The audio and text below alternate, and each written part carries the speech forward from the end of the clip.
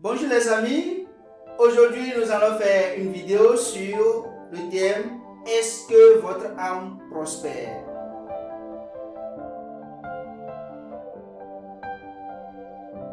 Mais bien avant de commencer la vidéo, n'oubliez pas de la liker et de partager la vidéo avec vos amis. Dans 3 Jean 2, nous lisons « Bien-aimé, je souhaite qu'à tous égards tu prospères et que tu sois en bonne santé comme ton âme prospère. » L'apôtre Jean souhaite 3 choses à ce chrétien qui s'appelle Gaius et qui est un croyant fidèle. 1. Qu'il prospère. 2. Qu'il soit en bonne santé. Et 3. Que son âme prospère. Nous remarquons une première chose. Le grand apôtre Jean, qui avait une grande autorité, disait avec beaucoup d'humilité, « Je souhaite que ». C'est sa prière pour Gaius. Il ne se permettait pas de dire « Je déclare que tu sois en bonne santé » ou que tu prospères au nom de Jésus. Nous devons imiter cette humilité de l'apôtre Jean. Nous voyons au prime abord que Jean souhaite qu'il prospère. Oui, nous pouvons demander à Dieu de faire réussir ce que nous faisons, nos projets, les fruits de nos mains. Nous voyons l'exemple dans la Bible avec Joseph. Et quand nous marchons avec Dieu, dans la volonté de Dieu, il peut bénir nos travails et nos relations.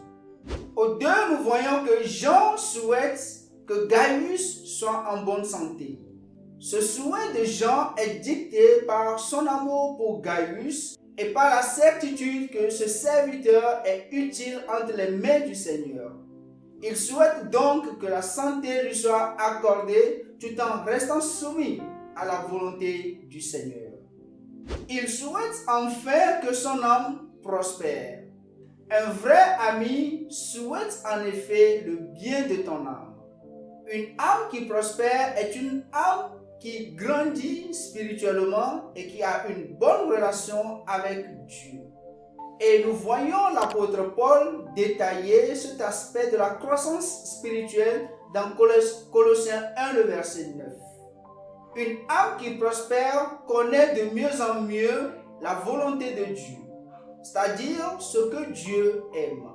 Et elle peut mettre en pratique cette volonté de Dieu dans sa propre vie. Une âme qui prospère manifeste de plus en plus les caractéristiques du fruit de l'esprit cité dans Galates 5, le verset 22. C'est-à-dire l'amour, la paix, la patience, la longanimité, la joie, etc., etc. La prospérité de l'âme est donc liée à la lecture de la parole de Dieu. 3 questions se posent alors. Est-ce que votre âme prospère? Grandissez-vous dans la connaissance de Dieu? Est-ce que vous portez du fruit pour Dieu? Il est souvent dit que l'énergie coule là où l'attention va. Si on veut développer une affaire, on lui consacre du temps, on lui donne de l'attention. C'est de la même manière que notre âme prospère si nous la nourrissons avec de bonnes choses et que nous affamons notre vieille nature qui nous pousse à pécher. Alors, bien-aimés, je souhaite que votre âme prospère et que vous grandissez devant le Seigneur et que vous portez du fruit pour Dieu. Et si vous avez aimé la vidéo, n'hésitez pas de la partager avec les amis. Au revoir et à bientôt.